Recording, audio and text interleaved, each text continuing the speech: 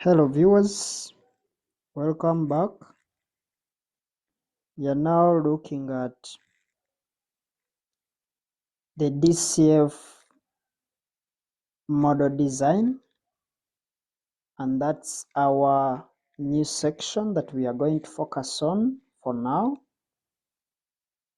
Without wasting more time, let's dive in and look at the financial modeling guidelines. Now, before we go into our issues that we are going to talk about under the DCF model design, let's start by talking about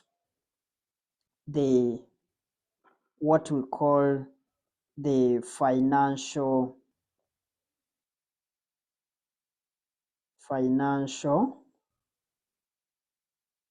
modeling guidelines.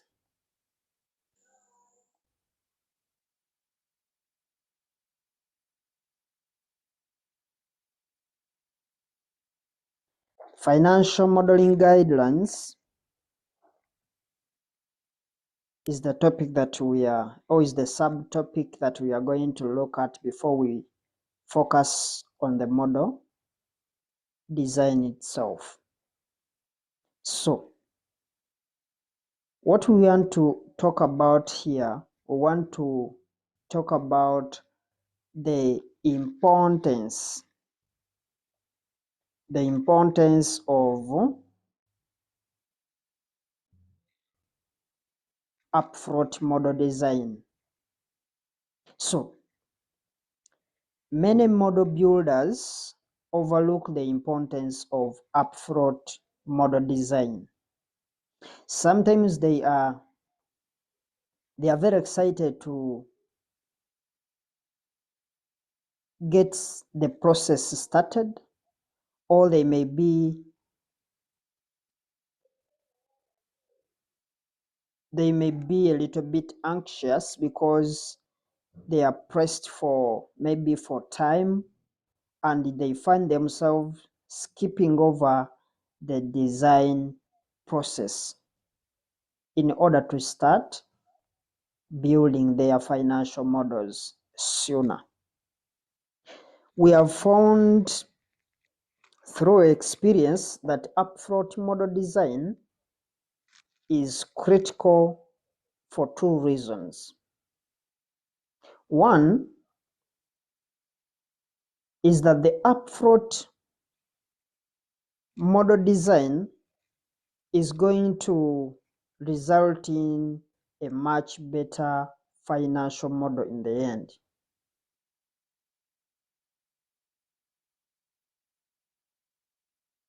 So, we are going to have a much better model design in the end.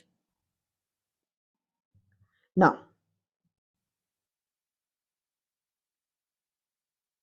and maybe the second thing is that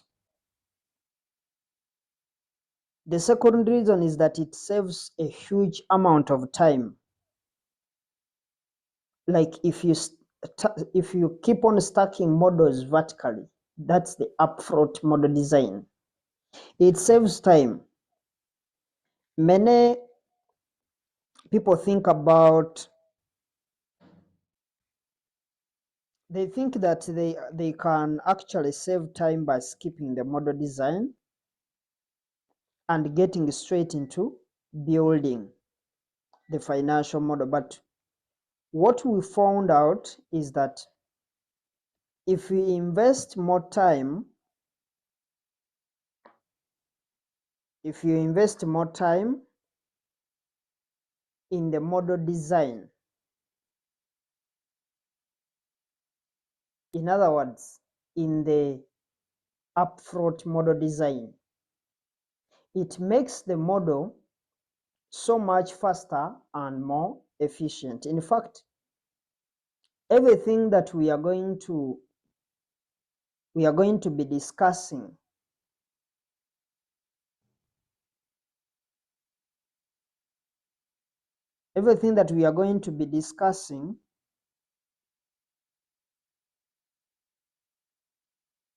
is going to be following what we call our financial modeling guidelines,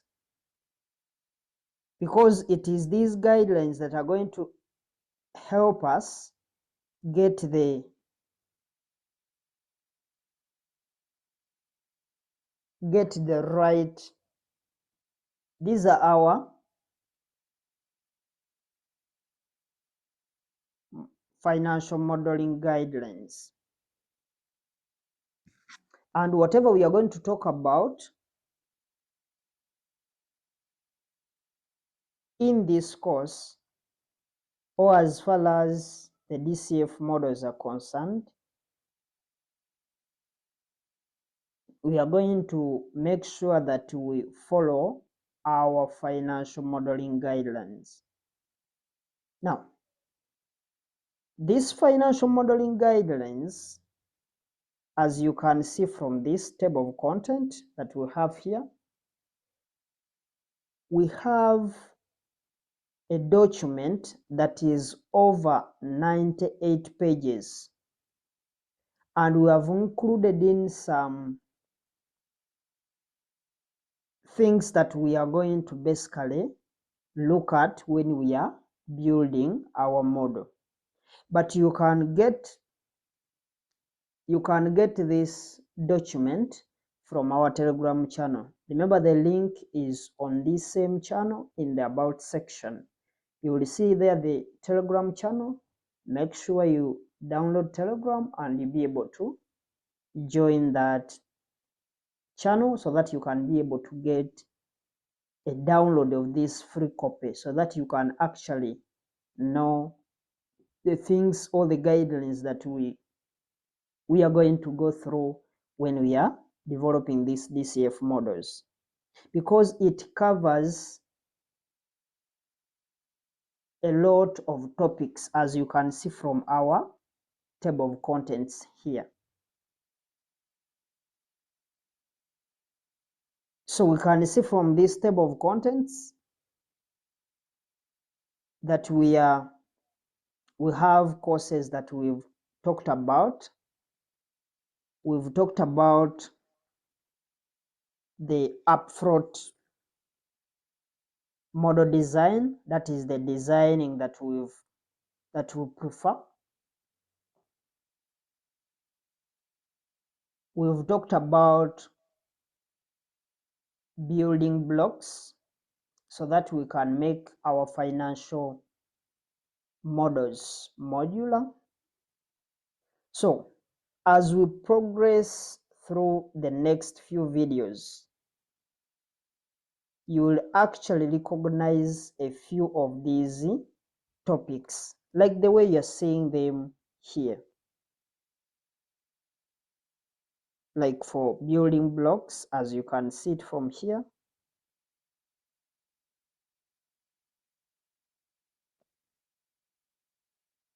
making these modules and schedules.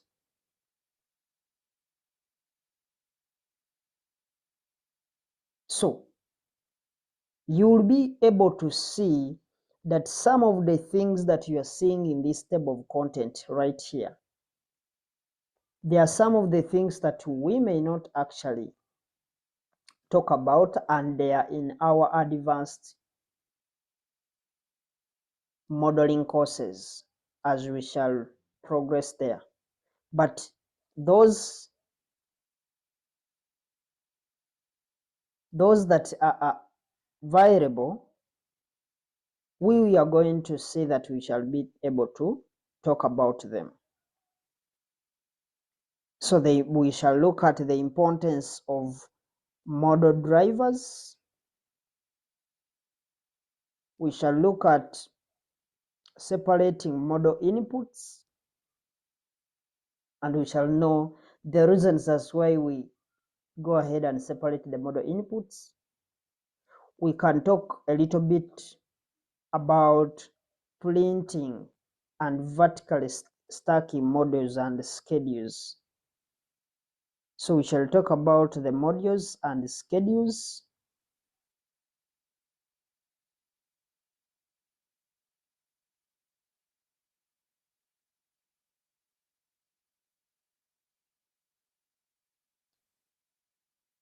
So this document also includes some of our more advanced subjects that will be that will be a little bit beyond the scope of this course. Like for instance, the periodicity.